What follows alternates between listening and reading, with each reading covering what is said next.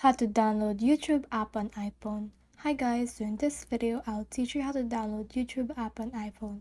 So if you want to learn how it's done, just watch this video until the very end. It's just pretty quick and simple, so let's go.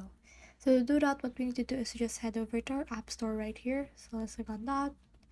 And then from in here, this will load like this to the home page.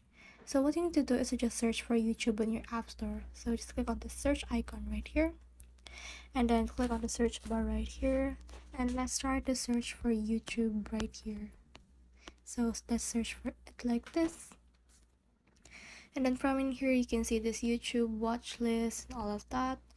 Now if you already have that, you can just update it, but if you don't have that yet, you can just click on the get icon and then just click on this right here in order to download it.